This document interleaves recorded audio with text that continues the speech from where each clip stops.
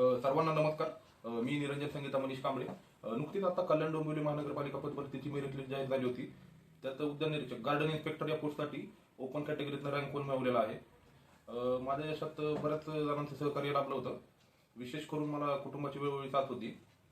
तसेच आमचे गुरु अनुभवी मार्गदर्शक श्री निलेश सदार सर यांचं प्रॉपर गायडन्स आणि क्वालिटी टेस्ट सिरीजमुळे मला रँक 1 पर्यंत पोहोचता आलं.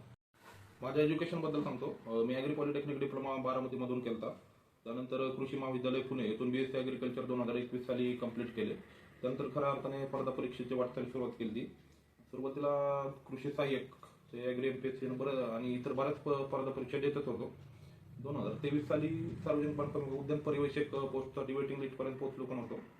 पण अजून पण नोकरी हातात नव्हती कोणती. त्यामुळं सेल्फ डाऊट यायला लागलेल्या नंतर फ्रस्ट्रेशन होतं आणि आयुष्यात बरेच चढ उतार पण आले. पुन्हा एकदा 2025 मध्ये नवीन सुरुवात केली होती मी. मार्चमध्ये नागपूर महानगरपालिकेची ट्रे ऑफिसरची परीक्षा दिली. त्यात पण अपेक्षित यश मिळलं नाही. रँक बराच खाली आलता. स्पर्धा वाढली होती बऱ्यापैकी.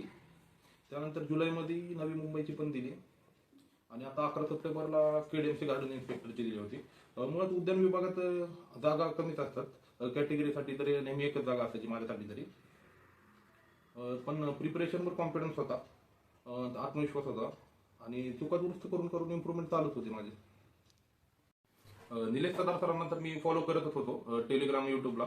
आणि जाहिरात आल्यावर पण सर युट्यूबला डिटेल अनालिसिस घेतात. त्यातनं गायडन्स मोटिवेशन मिळतच राहतं. आणि सरांनी विशेष म्हणजे आतापर्यंत जेवढ्या महानगरपालिकेच्या उद्यान विभागाच्या एक्झाम झाल्या त्या सर्व बॅचमध्ये अवेलेबल करून दिल्या. त्याचा सर्वात जास्त फायदा मला झाला. आणि टेस्टबद्दल बोलायचं झालं तर सर्व विद्यार्थ्यांना कल्पना असेलच.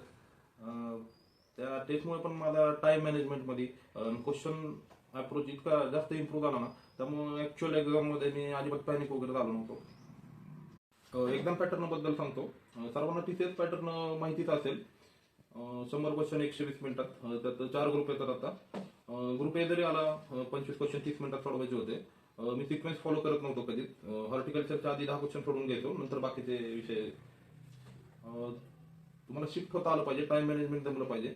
आणि माझे 2 राऊंड पण होत होते. दुसऱ्या राऊंडमध्ये जे स्किप केले क्वेश्चन कन्फ्युजन होते ते सॉल्व्ह करायचो. त्यानंतर GKचे 15 क्वेश्चन होते, रिझनिंगचे पण 15 होते.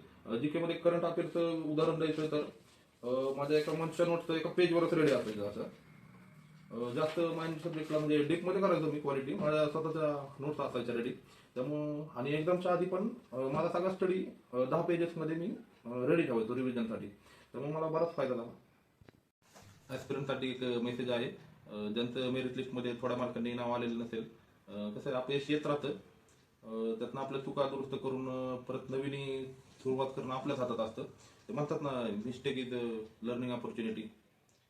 तसंच इतरांचा किती स्टडी झाला ते कम्पेअर करत बसू नका. किती वेळ कोण बसले, क्वालिटीला महत्त्व द्या.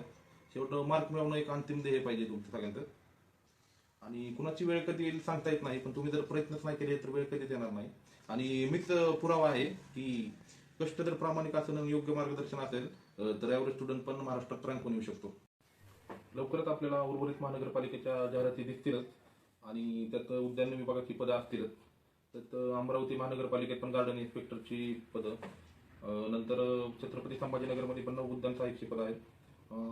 त्यानंतर नगर परिषदमध्ये पण उद्यान पर्यवेक्षक पदं आहेत. आणि प्लस पॉईंट म्हणजे वेटिंग लिस्टची व्हॅलिडिटी पण 2 वर्ष झाली. सर्व विद्यार्थ्यांना पुढील प्रिपरेशनसाठी माझ्याकडून शुभेच्छा. आणि निलेश सदार सरांचे पुन्हा एकदा आभार मानतो, मला इथे या प्लॅटफॉर्मवर बोलायची संधी दिली. आणि इथून पुढे पण सर विद्यार्थ्यांना गायडन्स तसंच मोटिवेशन करतच राहतील. आणि त्यांच्या असलेल्या स्पर्धा परीक्षेचा अनुभवाचा आपण आपली पोस्ट मिळवण्यासाठी नक्कीच फायदा करून घ्याल हीच अपेक्षा. धन्यवाद.